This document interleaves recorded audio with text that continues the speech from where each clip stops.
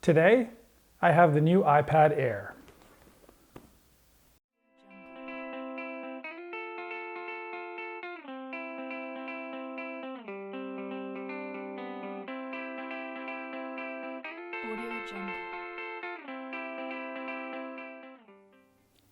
Inside the box, we've got the iPad itself.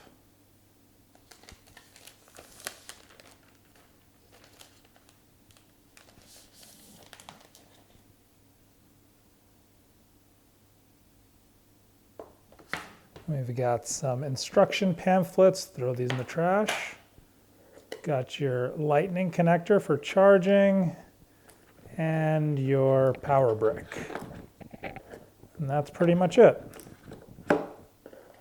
Right now, the iPad lineup is pretty complicated. At the high end of things, you have the two iPad Pro models, and at the low end, you have the original iPad. Now there's the new iPad Air and the iPad Mini, which slot right in the middle. First, let's go ahead and take a look at the specs. The iPad Air starts at $499 for the 64GB version. This is the 256GB version, so it goes for $649. With the iPad Air, you get a 10.5-inch laminated True Tone display, which is a big step up from the regular iPad's 9.7-inch non-laminated display. The laminated display means that there's almost no gap between where you are touching and the pixels are, and this provides for a much better user experience. There is an A12 Bionic chip, the same that you'll find in the iPhone XS and XR, Touch ID, amazingly still a headphone jack, lightning connector for charging, support for the first generation Apple Pencil, which means first generation charging, unfortunately, compatibility with the Apple Smart Keyboard, 10 hours of battery life on a single charge, front and rear cameras, which I won't get into the specs of. If you're that person taking pictures with your iPad, please stop.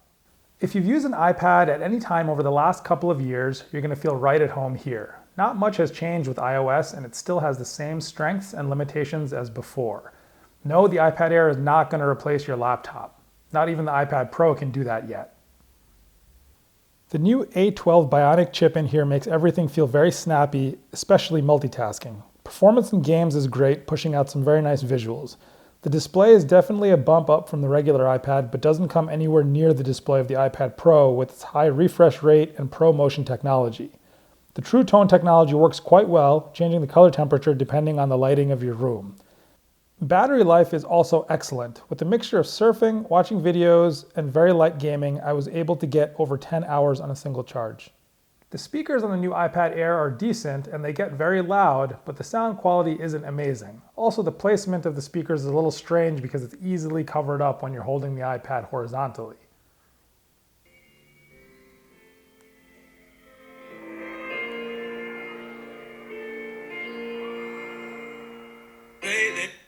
And the sound can get pretty distorted easily.